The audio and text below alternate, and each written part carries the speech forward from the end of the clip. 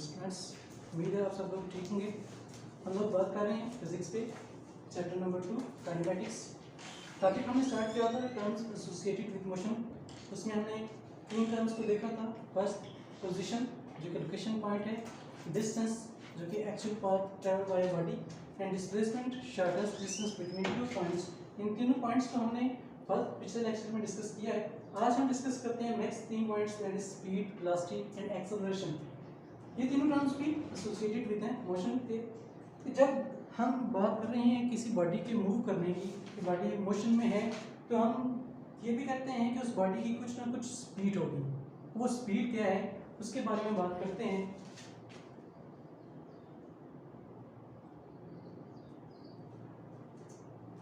Speed को हम define करते हैं डिस्टेंस ट्रेवल्ड पर यूनिट टाइम। अगर हम जब बात कर रहे हैं किसी बॉडी की मोशन की, तो हम उसके ट्रेवल डिस्टेंस को पर यूनिट टाइम मेजर करना शुरू कर दें कि उसने एक यूनिट टाइम में कितना डिस्टेंस ट्रेवल किया है, तो हम वहाँ से स्पीड को कैलकुलेट कर सकते हैं, दैट इज डिस्टेंस ट्रेवल्ड पर यूनिट टाइम। जब हम बात करते हैं स्पीड की, तो हम सिंबॉलिकली जो रिप्रेजेंटेशंस की देते हैं उसको हम v से लिखते हैं। v हमारे पास स्पीड के लिए सिंबॉलिकल रिप्रेजेंटेशन है, सिंपल हम यूज़ करते हैं v। और जब हम बात कर रहे हैं डिस्टेंस की, तो डिस्टेंस के लिए हम जो सिंबल यूज़ करेंगे दैट इज s। पर यूनिट टाइम हम लिख लेंगे डिवाइडेड बाय t, क्योंकि हम स्पीड को कैलकुलेट कर सकते हैं डिस्टेंस पर यूनिट टाइम रिलेशन से। फॉर एग्जाम्पल हम कहते हैं कि एक बॉडी मूव कर रही है और उस बॉडी ने 10 मीटर डिस्टेंस ट्रेवल किया है 5 सेकंड में, और उसकी स्पीड क्या होगी, तो हम उसकी स्पीड को कैलकुलेट कर सकते हैं 10 डिवाइडेड बाय 5 से, दैट इज इक्वल टू 2। अब हम ये जानते हैं कि हमारे पास जो भी फिजिकल क्वांटिटीज़ हैं, उन फिजिकल क्वांटिटीज़ को जब हम एक्सप्लेन कर रहे हैं तो उनको डिफाइन करने के साथ साथ हमें उनकी यूनिट्स की भी ज़रूरत पड़ती है, हमें उनकी यूनिट्स को भी बयान करना पड़ता है। तो हम यहाँ पर देखते हैं कि हमारे पास जो स्पीड टर्म हम यूज़ कर रहे हैं उसके लिए यूनिट क्या होगी। हम जानते हैं कि हमने इस स्पीड को डिफाइन करने के लिए 2 टर्म्स को यूज़ किया है। एक हमने जो टर्म यूज़ किया है that is distance, second term जो हमने यूज़ किया है टाइम। अब डिस्टेंस को जब हम मेजर कर रहे हैं तो हम यहाँ पर कह रहे हैं मीटर में हम मेजर कर रहे हैं, टाइम को हम सेकंड्स में मेजर कर रहे हैं। तो हमारे पास यहाँ पर जो यूनिट्स होंगी दैट इज मीटर डिस्टेंस के लिए, और सेकंड टाइम के लिए हमारे पास यूनिट होगी। तो यहाँ पर हमारे पास हम इसको सिंपली लिख सकते हैं मीटर पर सेकंड। सो हम कह सकते हैं कि हमारे पास जो स्पीड के लिए यूनिट आ रही है दैट इज मीटर पर सेकंड। स्पीड हम कह सकते हैं, हम डिस्टेंस को कैलकुलेट करते हुए, डिस्टेंस पर यूनिट टाइम कैलकुलेट करते हुए स्पीड को हम कैलकुलेट कर सकते हैं, और ये टर्म एसोसिएटेड है मोशन के साथ। नेक्स्ट टर्म स्पीड की जब हम बात करते हैं तो हम कहते हैं कि अगर कोई बॉडी इक्वल डिस्टेंस ट्रेवल कर रही है इक्वल इंटरवल ऑफ टाइम में, इक्वल डिस्टेंस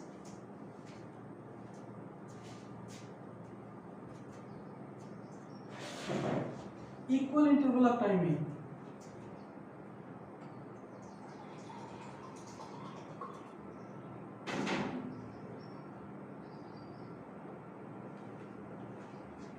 तो तब हम जब स्पीड को डिफाइन करते हैं तो हम कहते हैं if a body travels equal distance in equal interval of time then the speed is known as uniform speed.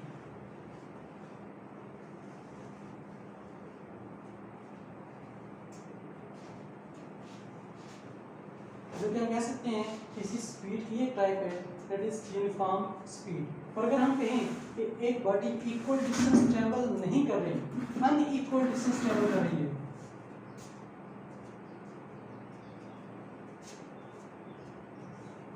In equal interval of time में, क्योंकि टाइम इंटरवल सेम रहे लेकिन डिस्टेंस सेम ना रहे। फॉर एग्जाम्पल हम कहते हैं कि फर्स्ट हम बात करते हैं यूनिफॉर्म स्पीड की, कि एक बॉडी फर्स्ट सेकंड में 2 मीटर डिस्टेंस ट्रैवल करती है, अगले 1 सेकंड में अगेन 2 मीटर डिस्टेंस ट्रैवल करती है, अगले 1 सेकंड में अगेन 2 मीटर डिस्टेंस ही ट्रैवल कर रही है। हम देख रहे हैं कि इक्वल इंटरवल ऑफ टाइम में इक्वल डिस्टेंस ही ट्रैवल कर रही है वो बॉडी। तो इस स्पीड को हम नाम देंगे यूनिफॉर्म स्पीड का। अगर हम कहें बॉडी ट्रैवल कर रही है फर्स्ट सेकंड में उसने जो डिस्टेंस ट्रैवल किया है वो है 1 मीटर, अगले सेकंड में जो उसने डिस्टेंस ट्रैवल किया है वो है 2 मीटर, और उससे अगले सेकंड में उसने जो डिस्टेंस ट्रैवल किया है वो है 3 मीटर। यानी कि उसका टाइम इंटरवल तो सेम है, लेकिन उसका जो ट्रैवलिंग डिस्टेंस है वो चेंज होता जा रहा है, वो इक्वल नहीं है। तो ऐसे केस में हम उसी स्पीड को नाम दे देंगे नॉन यूनिफॉर्म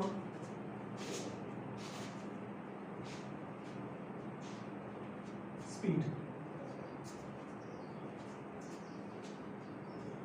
उससे अलावा उससे जो अगला पॉइंट हमारे पास मौजूद है दैट इज वेलोसिटी। अब स्पीड और वेलोसिटी दोनों ऑलमोस्ट सेम ही टर्म है, लेकिन एक स्मॉल सा डिफरेंस इनमें मौजूद है। तो स्मॉल डिफरेंस क्या मौजूद है उसके बारे में बात करते हैं। जैसे कि हमने इससे पहले 2 टॉपिक्स देखे थे, डिस्टेंस और डिस्प्लेसमेंट। डिस्टेंस के बारे में हमने बात की थी actual path followed by body, और डिस्प्लेसमेंट के बारे में हमने कहा था शॉर्टेस्ट डिस्टेंस बिटवीन 2 पॉइंट्स। वैसे ही हम जब स्पीड और वेलोसिटी को डिफरेंशिएट करेंगे तो यहाँ पर भी सेम ही डिफरेंस आएगा हमारे पास। कि जब हम बात करेंगे वेलोसिटी की, स्पीड की बात करते हुए हमने बात की डिस्टेंस ट्रैवल्ड, और जब हम बात करेंगे वेलोसिटी की तो हम यहाँ पर डिस्टेंस की जगह पर हम बात करेंगे डिस्प्लेसमेंट की।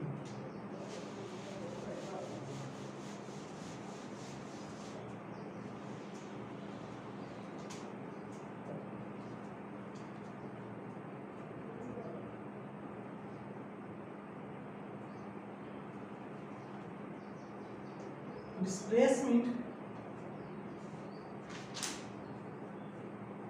पर यूनिट टाइम, जो डिस्टेंस था वो हमारे पास एक्चुअल पाथ था, जो कि कोई भी पाथ हो सकता है। जैसे हमने बात की थी जब मोशन की बात की थी तो हमने कहा था हमारे पास जो ट्रांसलेटरी मोशन थी उसमें हमने देखा था लीनियर मोशंस भी थी, कर्वीलिनियर मोशंस भी थी, हमारे पास सर्कुलर मोशंस भी थी, रैंडम मोशंस भी थी। तो जब हम बात कर रहे थे डिस्टेंस की तो वो उनमें से कोई भी पाथ हो सकता था, लेकिन जब हम बात करेंगे डिस्प्लेसमेंट की तो डिस्प्लेसमेंट में हमारे पास क्या था शॉर्टेस्ट डिस्टेंस, इनकी लीनियर डिस्टेंस। तो हम वेलोसिटी को डिफाइन करते हुए बात करते हैं डिस्प्लेसमेंट पर यूनिट टाइम। कि अगर कोई बॉडी शॉर्टेस्ट डिस्टेंस ट्रैवल कर रही है पॉइंट ए से बी तक मूव करते हुए, वो शॉर्टेस्ट डिस्टेंस ट्रैवल कर रही है, दैट इज डिस्प्लेसमेंट। तो डिस्प्लेसमेंट को यूज करते हुए हम वेलोसिटी को कैलकुलेट कर सकते हैं, that is displacement per unit time. यहाँ पर वेलोसिटी के लिए जो हम सिंबल यूज करते हैं वो भी v है, लेकिन हम यहाँ पर एक लाइन यूज कर लेंगे जो कि ये शो कर रही है कि हमारे पास वेलोसिटी वेक्टर है। अब ये वेक्टर और स्केलर हमारे पास नेक्स्ट टॉपिक है, हम उस पर डिस्कस करेंगे और देखेंगे कि ये वेक्टर और स्केलर क्या क्वांटिटीज हैं और इनमें क्या डिफरेंस है। हम बात कर रहे हैं वेलोसिटी की, तो वेलोसिटी को हम डिफाइन करते हैं displacement per unit time. Displacement के लिए जो हम सिंबल यूज करते हैं दैट इज v, और टाइम के लिए तो हम जानते हैं हम t सिंबल यूज करते हैं। तो हम वेलोसिटी को कैलकुलेट कर सकते हैं डिस्प्लेसमेंट पर यूनिट टाइम। अब अगर आपको याद हो तो हमने बात की थी डिस्प्लेसमेंट और डिस्टेंस दोनों की सेम ही यूनिट्स हैं। तो इसका मतलब क्या होगा कि यहाँ पर वेलोसिटी के लिए भी हमारे पास जो यूनिट आएगी दैट इज मीटर पर सेकंड। अब अगर हम बात कर लें इनकी वेलोसिटी की टाइप्स की, तो हम कहते हैं कि इसकी जो फर्स्ट टाइप है, जैसे हमने स्पीड को डिफाइन किया था, जो फर्स्ट टाइप हमने वहाँ पर डिफाइन की थी वो थी यूनिफॉर्म स्पीड। यहाँ पर हम बात करेंगे यूनिफॉर्म वेलोसिटी की। If a body covers equal displacement in equal interval of time,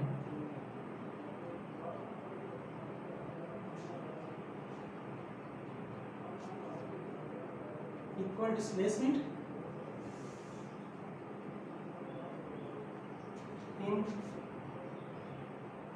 equal interval of time, then velocity is known as uniform velocity. तो इसको हम एक और नाम भी दे सकते हैं, that is constant velocity.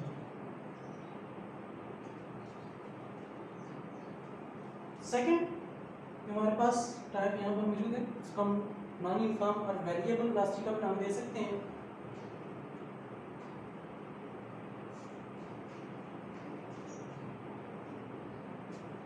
उसको हम फाइंड करते हैं कि if a body covers unequal displacement in equal interval of time, if a body covers unequal displacement in equal interval of time,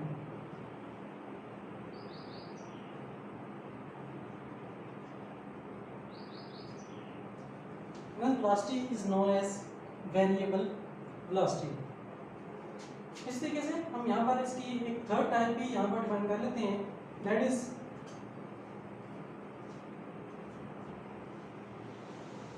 average velocity.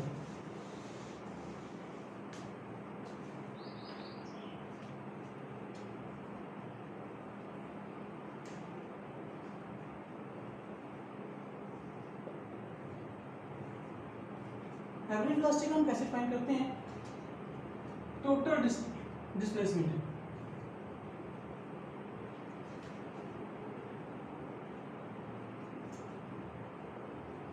Travelled पर यूनिट टाइम.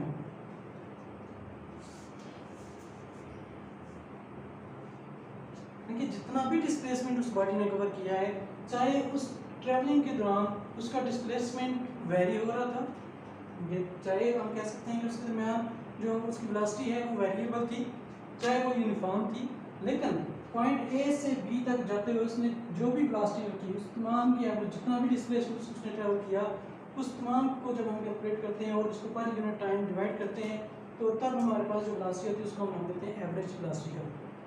और उसको हम कहते हैं v average that is equal to total displacement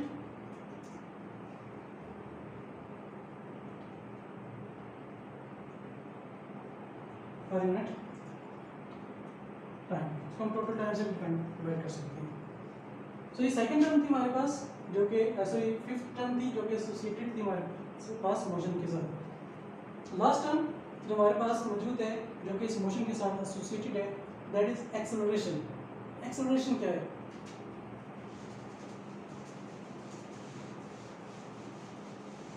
जैसे भी हमने देखा वेरिएबल वेलोसिटी, वेलोसिटी का चेंज होना, हम यहाँ पर एक्सेलरेशन को डिफाइन करते हैं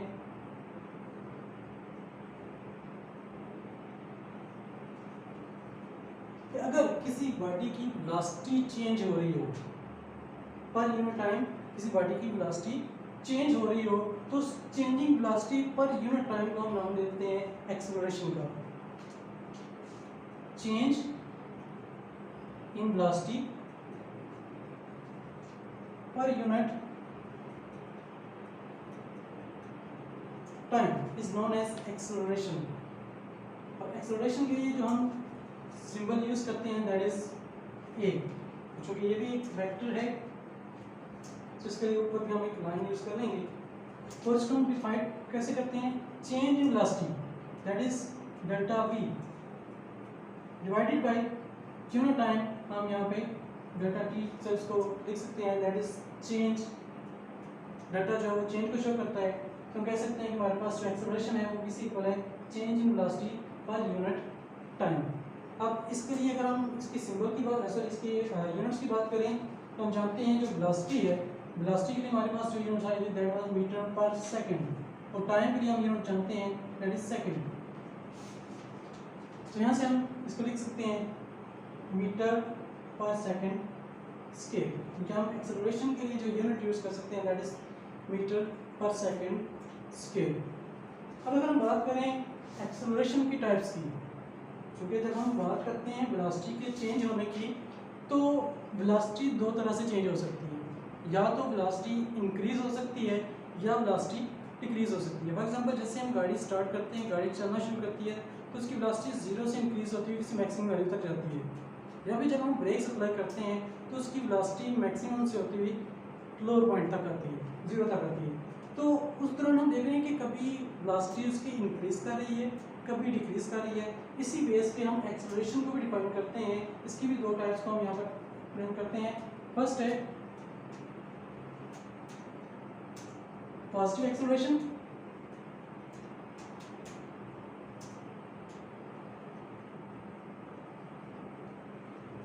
सेकंड है नेगेटिव एक्सेलरेशन।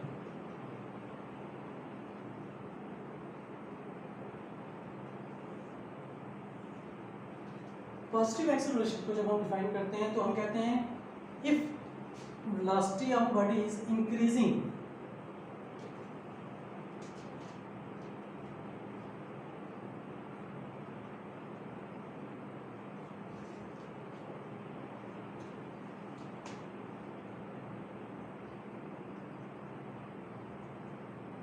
अगर बॉडी की वेलोसिटी इंक्रीज कर रही है then acceleration is known as positive acceleration.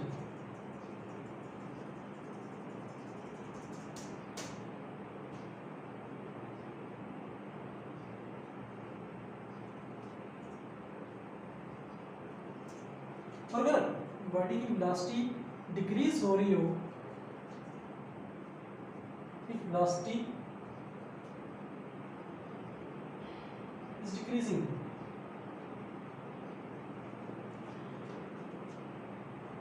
then acceleration is known as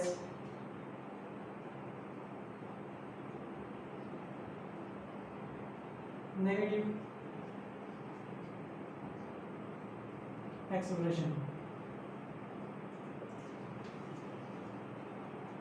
अगर बॉडी की वेलोसिटी इंक्रीज हो रही है एक्सेलरेशन होगा, और वो एक्सेलरेशन होगा पॉजिटिव। और अगर वेलोसिटी डिक्रीज हो रही है तो एक्सेलरेशन होगा, और उस एक्सेलरेशन को हम नाम दे देंगे negative acceleration.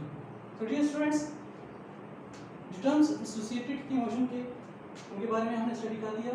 First term position, second term distance, third term displacement, fourth term speed, fifth term velocity and last term जो हमारे पास मौजूद है जो कि मोशन के साथ रिलेटेड है वह एक्सेलरेशन।